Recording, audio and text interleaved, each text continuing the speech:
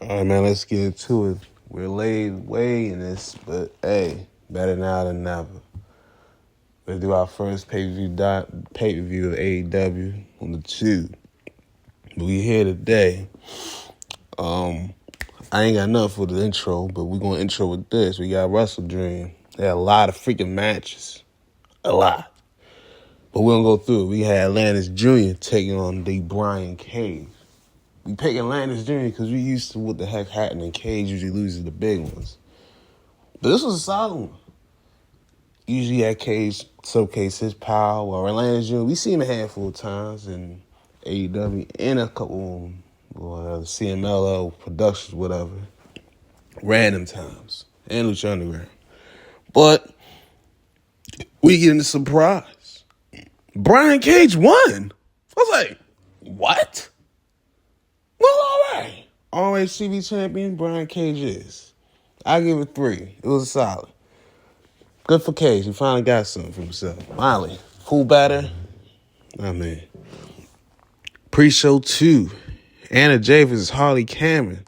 Harley Cameron impressed me lately. I ain't gonna lie. Anna Jay, she was in Japan doing the dojo work with that little big turn they have in Japan to start them. Solid action, solid work. No, they going at. Harley been impressing me. She over the last few months, she been going in.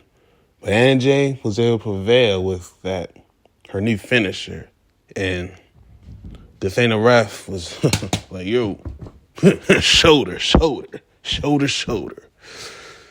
And they did right in front of us, so shoulder. But let's go. Number 3, the Acclaim versus MXN collection. We got a Rico sighting. I ain't see this man since, I think that little segment with Billy and Chuck when it was got married. A little bit after that. He was in 03. He was with like 3-minute warning, but I'm going to say 3 day. But that was the last time you really kind of saw the man. And the Acclaim. So we got a battle of scissoring versus finger tipping. There was a lot of pause moments in this match on commentary and in the ring. Cause I was like, hey, yo, pause. Especially a couple of them pins. Pause. It was crazy. This whole match was a pause. But a solid one. Rico. Yuga was the reason why they got on the advantage on the Acclaim doing a super kick into the gut. And Billy's like, hey, get the hell off my commands. Get off my mans. But lay on the match. When all the boys on the outside, Rico's all in the ring trying to help, I think it was Mansoor, trying to get back in the ring. And we trying to get back in the ring. He's like, all right, good, we good. And then he's backside, things all simple, hope and sad. While Billy Gunn back there just sitting there, just menacingly waiting for him to turn around. He does. He's like, bing, suck it. And then did the famouser to him. I was like, well, at least he got his lick back. And then the Acclaim able to get there. Mic check for the 1, 2, 3. Boom, boom. Solid match. We'll give it like that. 2.5. Well, 3. We'll give us a lot of man in this one. And we got 8-man turn. Orange, Cassidy, Kyle, and the Outrunners. They couldn't get their boys FTR because they helping their families with Edge, which I didn't know he was rated FTR, and he's in Carolina. I didn't know that. That's nice. But they take on the premier athletes who, why does Marcel need to speak every time? But he needs to stop. And the Dark Order, what's the dudes? Silver Reynolds. And I like that one better. This is just here. I don't really know what's going to happen. The good guys are going to win. The Outrunners, they're kind of growing on me. We know Orange Cassidy and Kyle O'Reilly, they're part of the conglomeration. Rocky Romero had to sacrifice himself, so Jericho's not speaking fast, but he had to say he's like the sacrificial lamb of the crew, but hey. But hey, he like it, I love it. But the good guys win the match, thanks to the Outrunners, their finisher, and Orange Cassidy with his big punch. So, boom. Let me get the main show. Hangman taking on Jay White. It's all because Jay got taken up at Hangman several months ago, and he's back for revenge. It was a good match. I like this one. Hangman was aggressive off rip. Jay was aggressive off rip. And Jay was real aggressive. He really goes for Hangman's knee.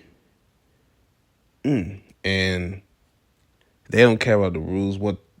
And Hangman was about to really use the belt, and the ref tried to stop it, but James countered that and did a knee break on the stage, and that's when he started really going at the knee. But the finish was insane. I think Hangman's trying to go for the buckshot lariat. Jay swerved out the way, caught him when he was coming back down, and hit the blade running. That was cool. I was cool finisher like that. I like that. So it was a good match. I enjoyed the match. I get 2.5. I forgot to say it's for the pay-per-view. We was blessed with our little Mercedes Moné. She was walking to the locker room, Camille, trying to figure out her locker room. Where's that Queen Aminata? Ooh. Saying talk to one of the crew. They talking. And saying like, hey, where my stuff at? Where my room at? Where my springboard? Where all the good stuff at? And Queen Aminata like, you just not just gonna be talking to her like any type of way just because you big in the business. You're not gonna be just talking to anybody like they some street trash. But say like, oh, who the hell are you? You are not on my level. Get out of my face. Like that stuff. I was like, oh baby. I said, ooh baby. Give me what I want. Give me what I need. You two 1v1 for my heart, baby. And they go together. They going at it together. They going at it together. Yeah, they going at it together. They're going at it for on Wednesday. Give me what I want. I wanted this, and you give me what I want. Thanks, Tony. Give me what I want. I will be there tuned probably after that. But let's go. Number 2. I was thankful for that. But number 2, we got Mariah and Willow Nightingale for the women's title. Tony gives me what I want times 2. I wanted this match for so long. Well, rematch again, because they did go at an Owen tournament. But they go at it again, and I liked it again. Hard hitting, pouncing, drop kicking action. It was fun. And Mariah won with her Storm Zero that she took from Tony Storm. So, hey, good match. Ain't nobody had no question for her? Why ain't had no question for the women's champion? Man, see, right, if I was in that circle, in that realm of space, I would have had you some legitimate questions. Now, I don't know about the rest of the folks. Actually, I do know, because they wasn't saying jack dilly nothing. So, I mean, I'd have had a question. We would have taken over the whole lot. We would have taken the whole interview process. I would have had 2-3 questions for you. But it is what it is. You don't want me in that bit for some reason. Because we would change the game, not all day, every day. But anyway, we get at 3 because we was good with that one. That was a good match. I enjoyed it. Number 3, we got Jack Perry vs. Shibata for the TNT title. Why he want to bring out the old Shibata when he had to get brain surgery? Means to be said, but hey. But it was something, man. Perry tried to get in Shibata's head. Shibata wasn't hearing it, but at the end, when he finally got in his head, he used his Shibata sub to win the match. So good. After that, Perry started to beat the piss out of Shibata, started attacking him more.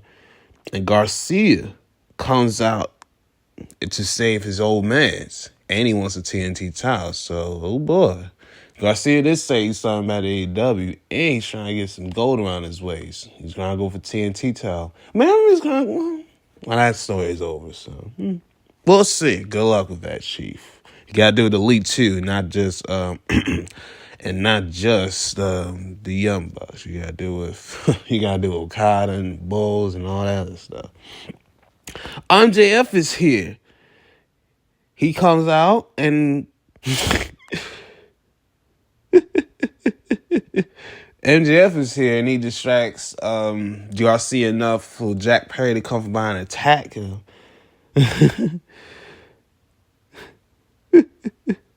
And then they proceeded, and then they just proceeded to beat it for a little bit. Jack goes off and does his thing. And Master started to beat the piss out of Garcia more like they was doing the last couple months. So I'm like, damn, he's getting an ass beat again. They just had another ass. He's had him as a couple months ago. He's not getting his ass beat again. Or a month ago, he getting ass again.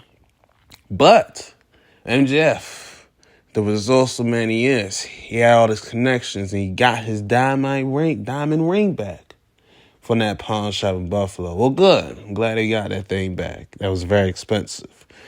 So he started beating him more with that thing, with that diamond ring on. But, it's all about the boom. Adam Cole is back, baby. And he comes back as a babyface and it goes after Max. I was a little confused over this, but I remember the last time that they was encountered.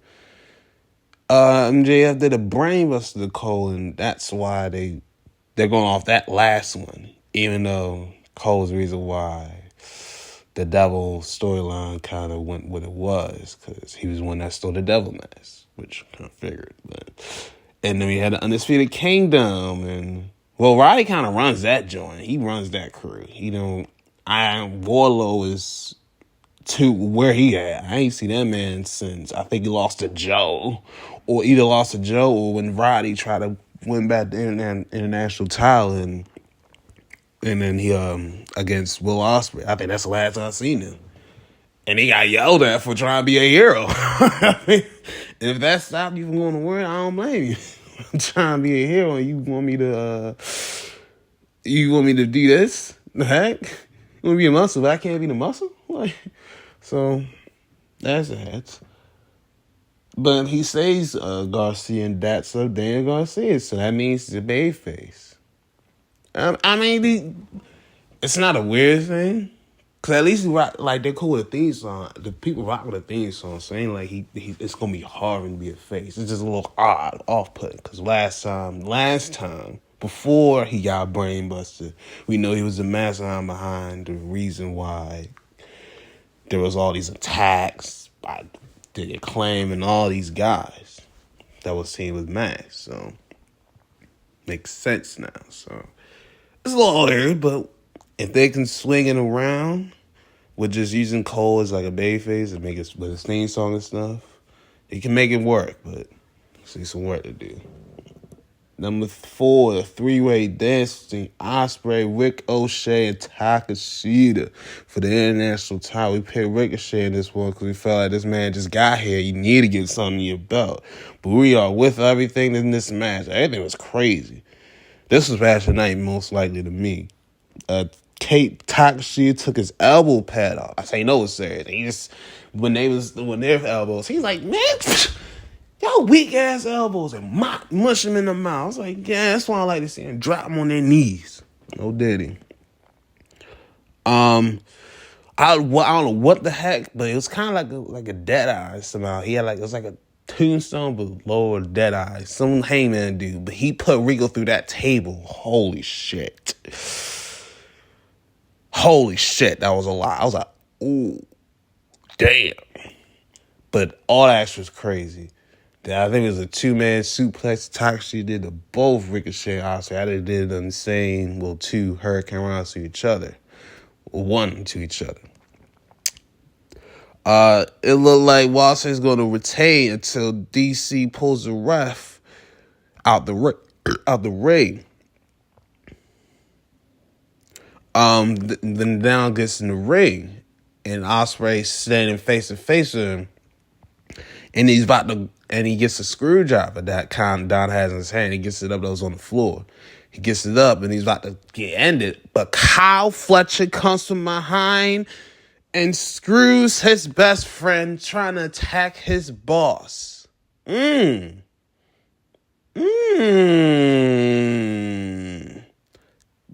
Ospreay's in shock, doesn't know what the hell just happened, and Takeshita, boom, hits his big knee finisher for the 1, 2, 3. Finally, Takeshita finally wins. About time. Should have been TNT champion When Jack Perry won that ladder match, he should have been TNT champion. But thankfully, he got something now. The international title. We'll take it. He'll take it. Look at this 4.5. This was really good. It's a lot of crazy stuff that happened. And Kyle, you finally did it, my boy. Because he screwed you out of being tag champs on Grand Slam.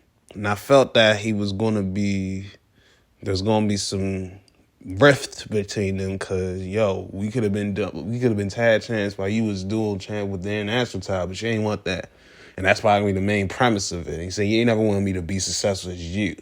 You want me to be successful, but a little lower than you. Now, I felt that, mate. I feel he's going to say that type of shit. And I was shocked. I was actually shocked. I was like, wow.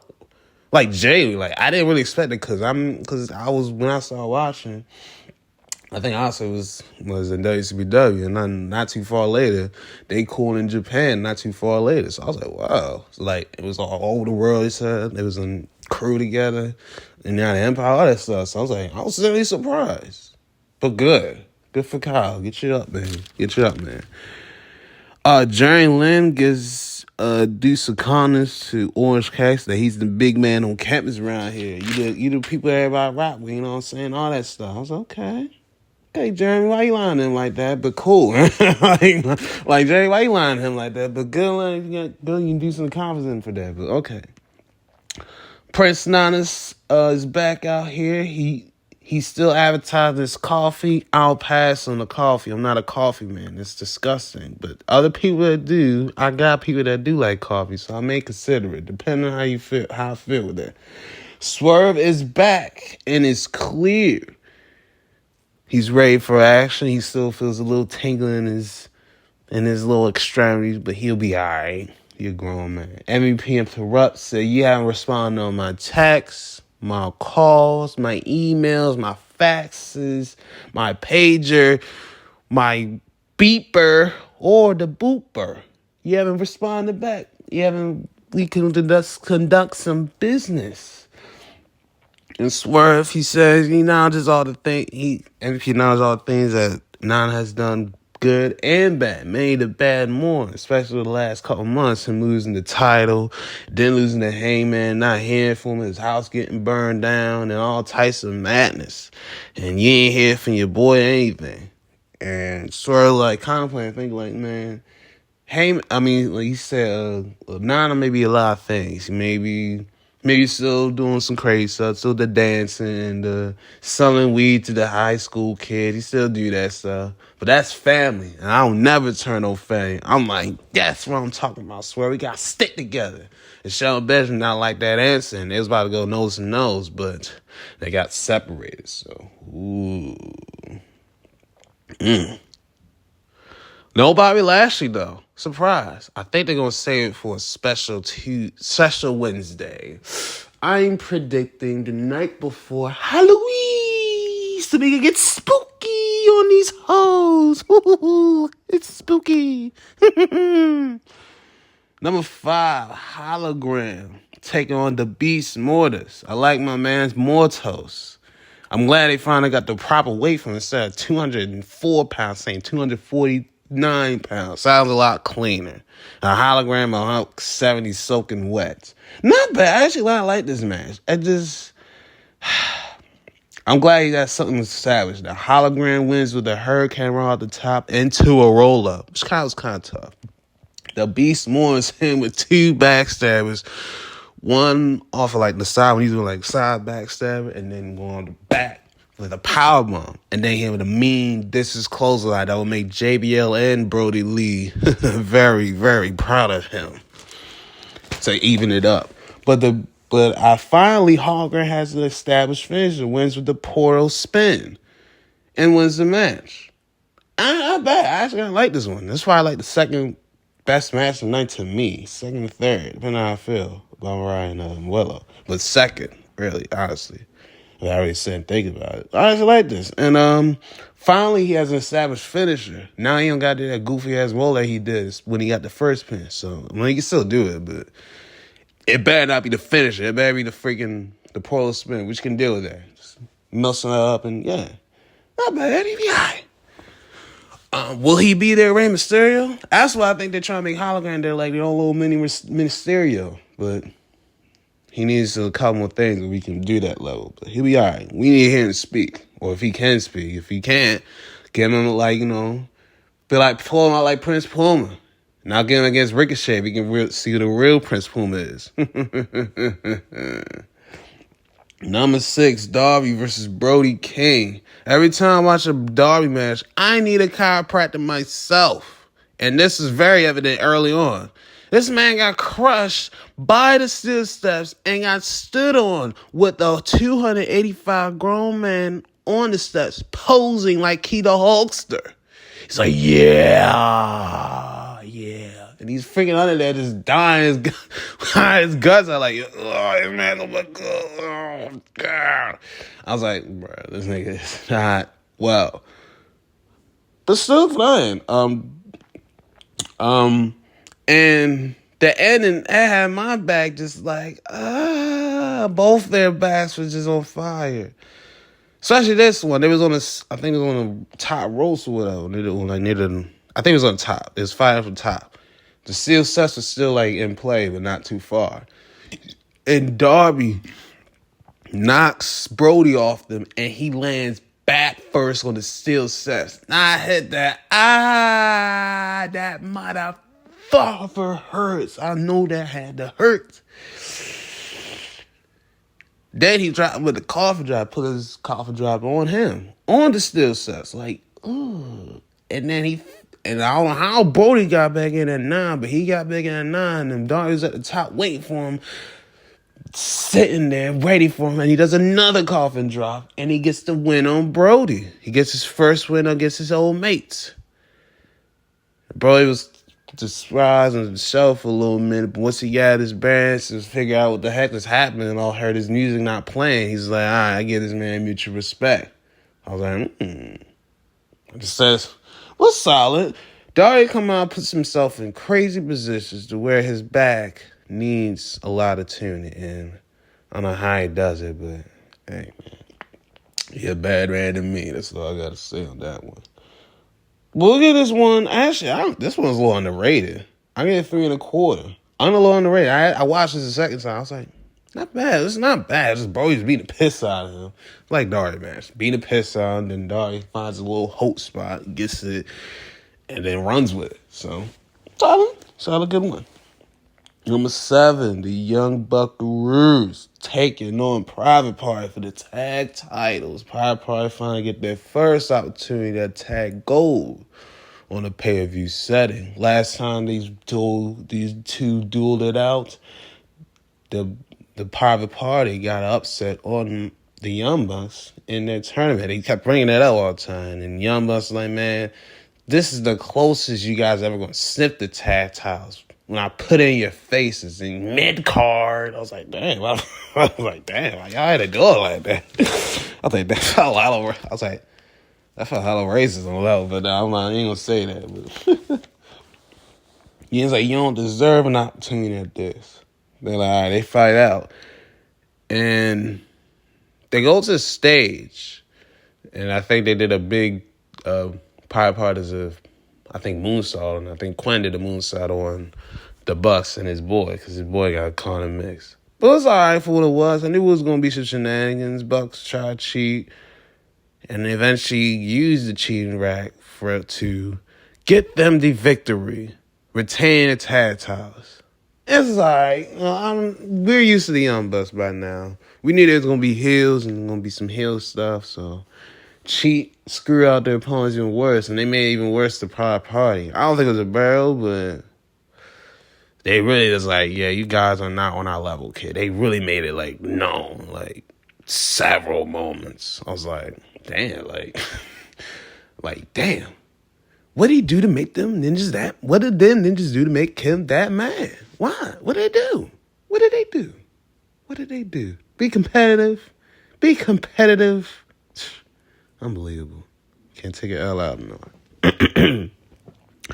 Number 8, we got Mark Briscoe defending the Always World Championship against Y2J. He's trying to come to Nueve. No, we don't, mate. None of that.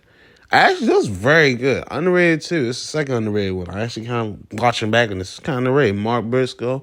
I'm mad that we could have got the Briscoes with the Wyatt family. This was revealed. I was like, what? We could have the Briscoes and the Wyatt? Oh my god. But Jay's homophobic tweet at the time did not bring good faith to them. And that's why they didn't really get no chances on national television because of that stuff.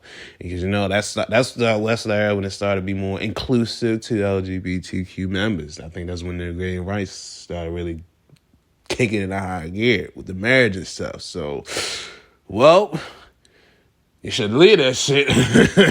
But there's a thing called screenshots, and they always keep them screenshots. So, yeah, so... Shout out Southern Foot, but they still legends, so they really shouldn't be Southern Foot, though. They always remembered them. But anyway, that was fucked up. But anyway, Mark Briscoe been holding the port down for his broski, and he's defending his brother's honor against Jericho. Orange Cassidy spots on Noah and Pops Big Bill out of ringside. He did like 3 Superman punches and Bill was just running. I'm like, pop him in his fucking... Man, if you don't just uppercut his fucking head, why don't you uppercut him in the freaking mouth? I was thinking, like, why ain't uppercut in the mouth? Especially off the steps. I was like, man, yo, bam! Knock his goofy ass out. Why ain't do that? But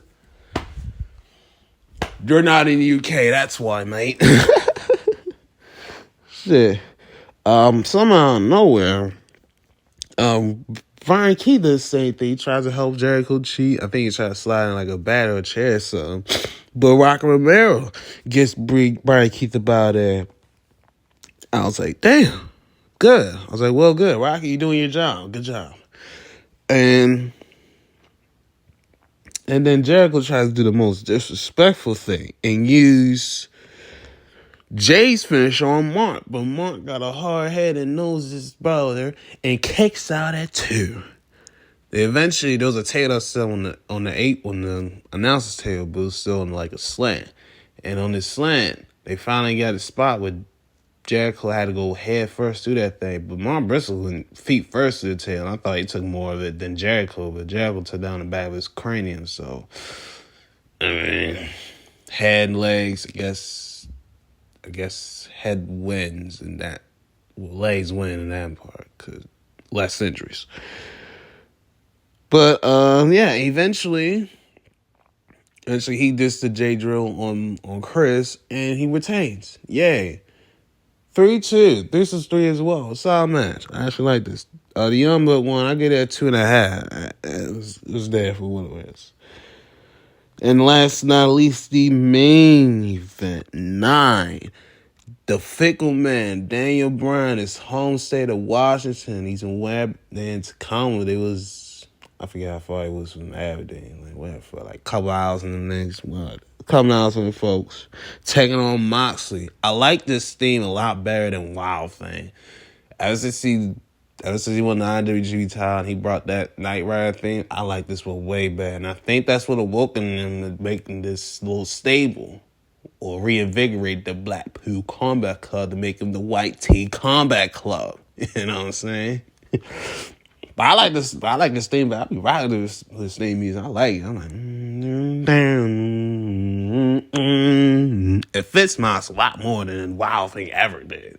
Funny enough. It fits him way more. It makes more darker stuff, sinister. Moxley attacks DB during the final countdown introducts. And he's doing his pose on the top rope. He's like, man, get your ass down. Get your ass down. And he get the cable early. He's like to choke DB out early off the rip. But DB gets his payback and reverses it on him. Thank goodness. There's a back body drop counter on the pavement. They pulled the mats up and they was battling back and forth. He was trying to do a DDT, but DB's like, no, back body drop counter on that. Why, for some reason, Mox has a biting kink, and he took the tape that Brian had on his, I think, neck and shoulders, and he took that off and bit where they was at. I was like, ew, you don't know where he been at? Ew, nasty. That sounds dirty. And then Shafir, she was being a little too overzealous, and her overzealous cost her an ejection from the ref because the ref saw it. He's like, hey, I see you trying to cheat for your boy. He's like, no, I was just chilling, man. No, I ain't doing nothing. Like, no, I see you. You know what? You are out of here. Go. And she was gone. I was like, well, Dad. They go after a few more weeks. So Moxie finally gets the big Death Rider. And surprisingly, Mox wins. I was like, wow. I didn't expect that. So Mox is the first time, 4-time AEW World Champion. Damn. That's crazy.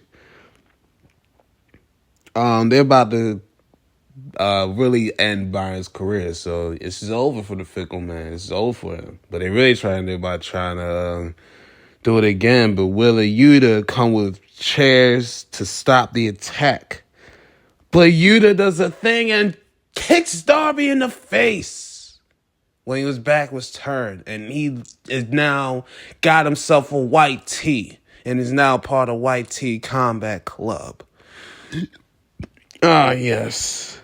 And he puts the bag on Daniel Bryan's face. Oh, you treacherous Jezebel. Oh, you hell laces, man. What the hell, Yuta?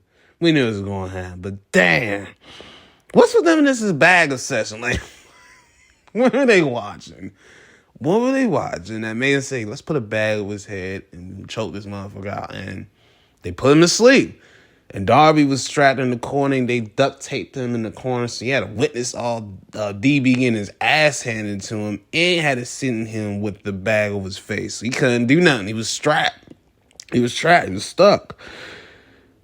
But the first time, hella heads tried to come out, but it was mainly like security and then Pride Party. They tried to come out there and stop it, and then Commander too. They tried to come out there and stop, but the White Tee Combat Club came in and just stopped everybody coming in the ring, security and all.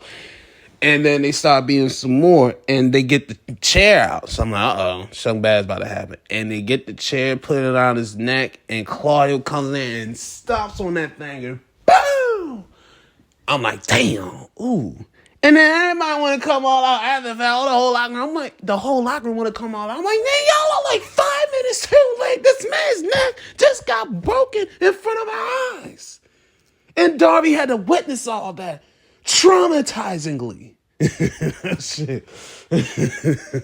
So I feel Darby's going to be the hero of this thing. That's how he gets his world title opportunity. And then Christian Cage comes in and spoils the fun, I guess. So, wow. Well, a lot was happening there. I hope the Bryan family was not there to witness all that happen, because it was Birdie and Brody and all and Bree and all the little buddies. They had to witness all that. Ooh, that's an uncomfortable ride in a car for that family. I'll just say that. But thankfully, they weren't there to witness all that. They probably had to watch it on TV and had to hide the kids for a little minute at the end, like the last 5 minutes or so. But this is the end of the Fickle Man. Taken out by his old crew, the White Tee Combat Club. He was the Blackpool Combat, but it's like, nah, fuck that black stuff. We got on white tees now. No sirree. No sirree. We are now in the White Tee era, fam. And you supposed to fall in line, DP, and he didn't fall in line. So he had to go. He had to, because he was going to retire anyway. So, I mean, sacrifice? Like, we have a lot going on Dynamite tonight.